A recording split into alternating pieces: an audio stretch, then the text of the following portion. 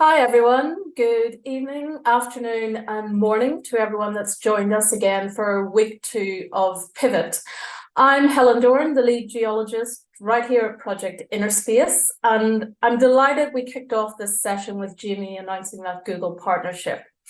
It's an exciting collaboration that we've been working on, as she said, for several months, and it's great that we can finally get to share that news out there today. And it really serves as a fantastic example of building bridges between geothermal and, in this case, big technology. And we hope that this is one of many collaborations in this space. Okay, so today we have a great session in store for you. The focus, as Jamie mentioned, is going to be on Project InnerSpace's Phase 1 global mapping project. And at Project InnerSpace, over the course of the last year, we've funded 9 research projects. 7 of them are dealing with subsurface data and 2 with surface data.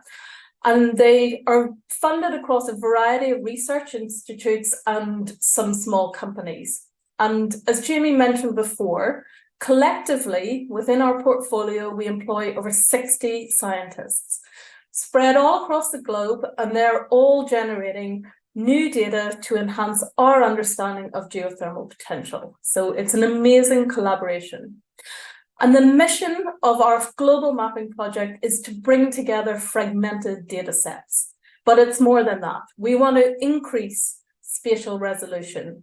We want to improve metadata, and we want to enhance quality.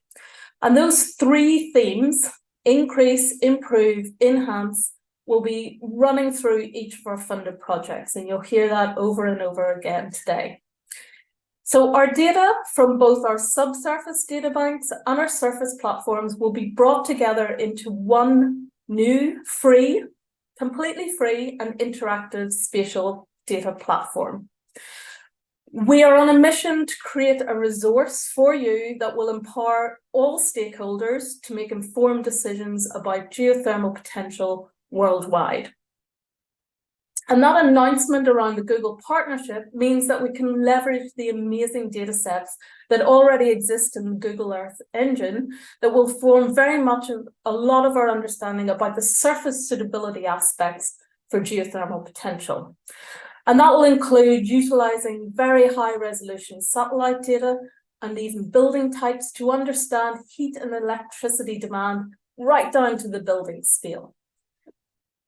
But today, as Jamie mentioned, we actually going to focus on our subsurface data sets and showcase 4 of the 7 funded projects that we have that deal with subsurface data. And each of these projects will provide you with the details of their objectives, the methodologies that they're undertaking, and importantly, that robust metadata system that they're establishing. Many of the examples today will come from the African plate, and by that I mean the African continent and the Middle East. That forms the complete African plate. And the reason for this is where we started our research efforts. And the reason we started there is given the growing demand of energy across the African continent. And we will be following this pattern as we move from continent to continent. We'll move from Africa to Southeast Asia to South America, North America, Europe, and finally Oceania. So we're following demand. Today's session will consist of 4 short technical presentations by 4 of our global scientists, followed by a Q&A session. So be sure to stay to the end and join Jamie and I as she quizzes me on some of the finer details of the global mapping project. But let's get straight in there and introduce our Phase 1 teams. First up, we have Sven Fuchs. Sven is the custodian of the International Heat Flow Database. He is based out of Potsdam, which is in Germany, and he was instrumental in designing a modern database for a historical data set, and that it really helps to maximize the value of the data. So I'm really looking forward to this, and Sven, over to you to kick us off. Thank you, and catch you later.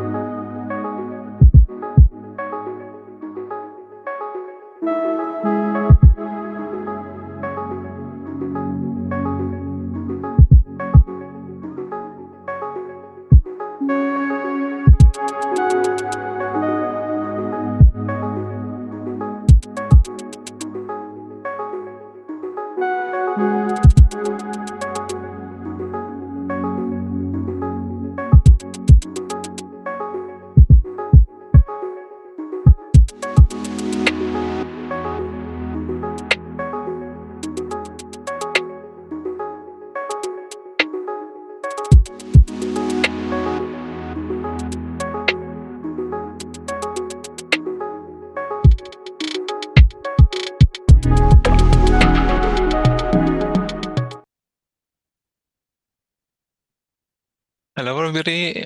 Thanks, Helen, for the nice introduction here. Welcome to this talk on the assessment of the global heat flow database. And maybe first of all, let's clarify what heat flow actually means and why this is important for a global mapping project. So everyone knows that with increasing depth, temperature increases in the Earth, and the change of the temperature increase towards depth in a specific interval, it's called the temperature gradient. When you use a temperature gradient, multiplies it with the ability of the rock to conduct heat, the so-called thermal conductivity, or lambda, then you get as a product the so-called heat flow density. That is what we are looking for, and it gives you an impression of the heat coming from the Earth's interior. The heat flow density can be determined with different methods, but we always need temperature gradient and the thermal conductivity.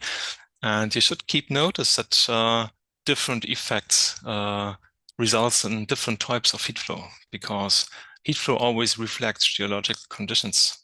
It also reflects and covers climate history, and noteworthy, it analyzes anthropogenic changes, and it's included the temperature gradient here. So heat flow measured in one location is not necessarily equal to another one, and heat flow can reflect different conditions. Keeping this in mind, it is clear that heat flow and the parameter heat flow is really important in a wide field of applications in fundamental science. So the really big campaigns on heat flow determination started with the proof of the plate tectonic theory. So it's really important for lithospheric tectonic modeling. It can also cover and answer questions in terms of climate and paleoclimate and glaciations, as the subsurface temperature field is a natural record of such climate changes.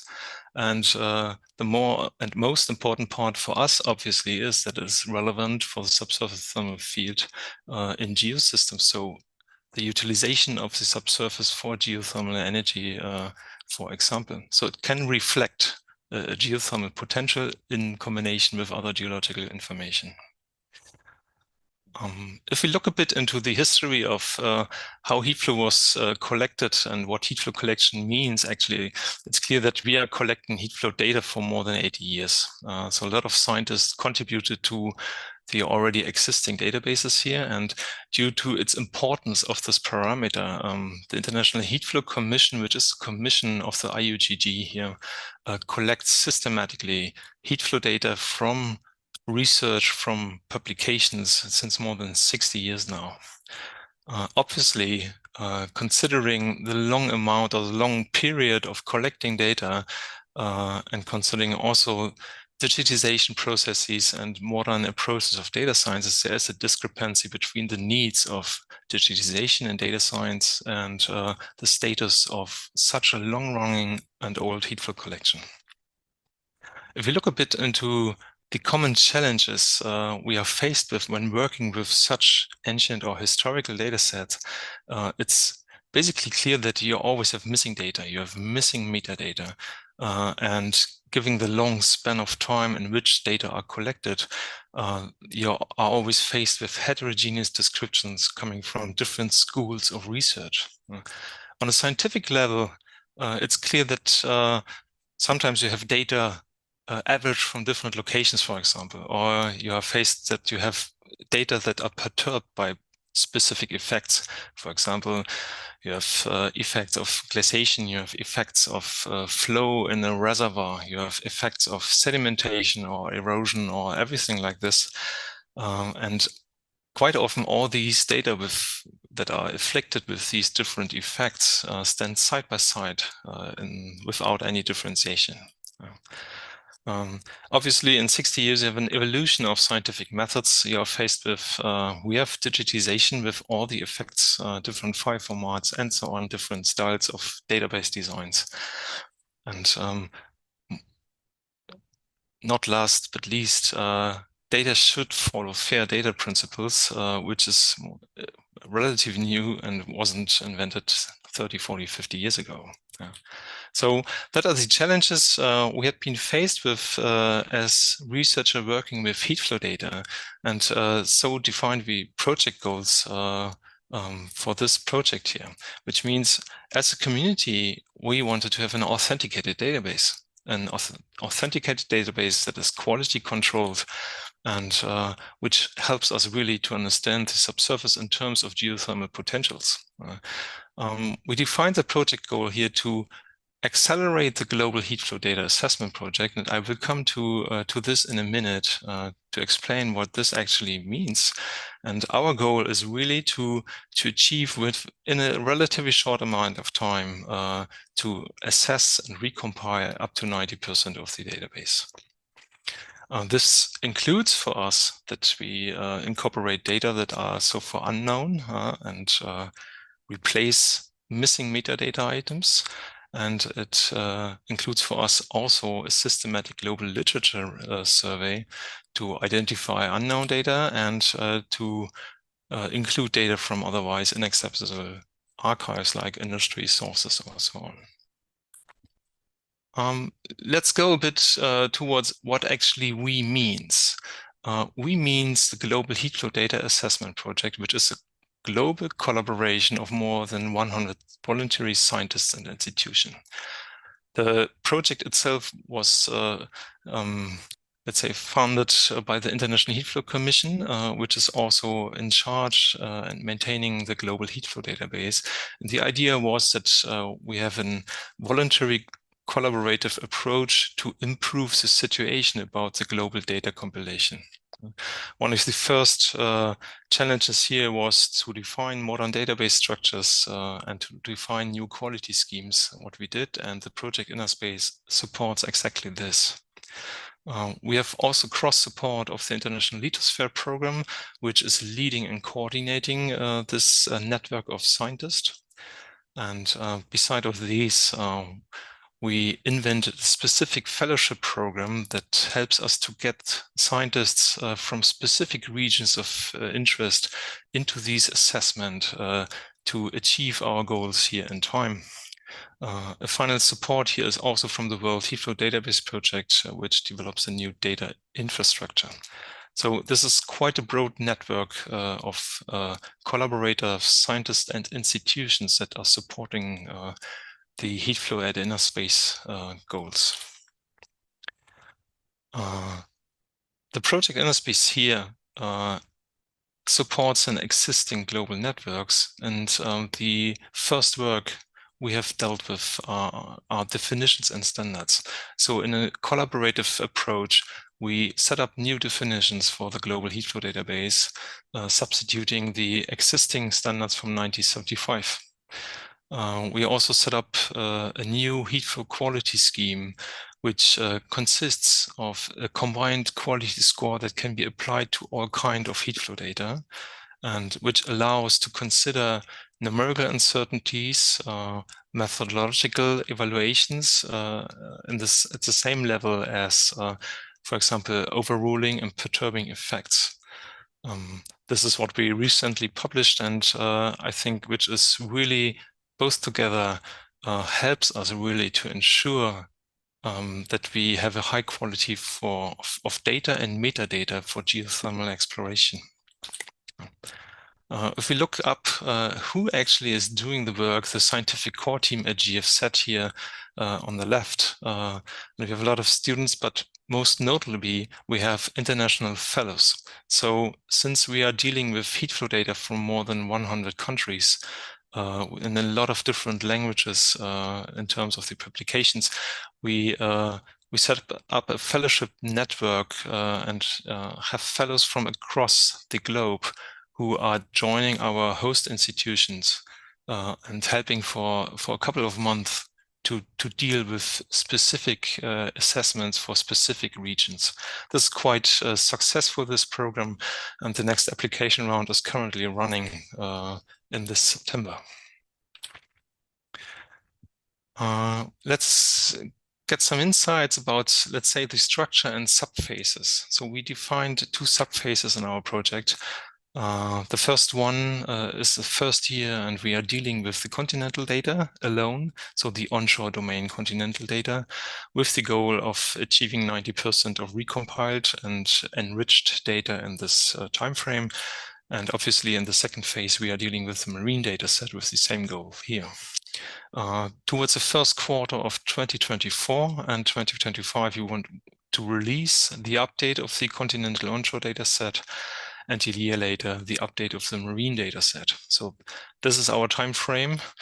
And the current status at the moment is that for the continental data set, we currently have more than 850 publications to review. 38% of it we already have reviewed and reassessed and enriched. And here you can see more or less the distribution of data between the different continents. So our focus in the beginning was clearly on Africa and Europe, and I would like to come to the next goals a bit later. But first of all, that you can have a feeling about what does this assessment means actually. So what is the specific effect of this assessment? We are working on several countries in parallel, but we have finished the work on the example of Germany. So on the left-hand side, you see the original data set. Let's see the compiled data from the historical data set. And on the right side, you see what happens if you just apply basic criteria of the quality scheme. So which means documentation and the basic data must be reported. And in reporting just these basic requirements for scientific research, we're reducing the data set we recommend to use by more than 80%, which is quite a number. For Germany, this means that we have for less than 10% of the area data available at all. And it means also that if you look onto the histogram, that the average heat flow values for this specific case is increased by circa 20% according to the reduced data set. So the cleaning of the data clearly changed our scientific results here. And this is really nicely shown here. Looking a bit onto the current database and on the 2023 release, we are coming up with a new global heat flow database that is quality controlled, which is shifted towards the new structure. This is a community-driven approach to receive acceptance of the community and of our collaborators and contributors in terms of the new structure, the demands for the new quality scheme, and it is available open access. The next steps we are following is that we will finish Africa in a couple of days. Towards end of the year, we want to complete the data cleaning and reassessment of Asia, South America, Europe, and Oceania. And we focus then in the first quarter of 2024 on North America. Keeping this all in mind, we are currently working on more than 70,000 data sets, and those data are retrieved from 1,400 publications. Since we are dealing with publications from more than 100 countries and with more than 20 languages, we are quite happy to have a large collaborative network of more than 100 researchers to help here. And more importantly, we have one community that is helping to design a new structure and quality scheme for heat flow data to come up with reliable geothermal resource predictions. With this in mind, I would be quite happy to receive feedback. So if you would like to contribute data, please don't hesitate to get in contact here with these email addresses. If you would like to contribute with literature or any otherwise, you are also welcome. With this in mind, thank you very much.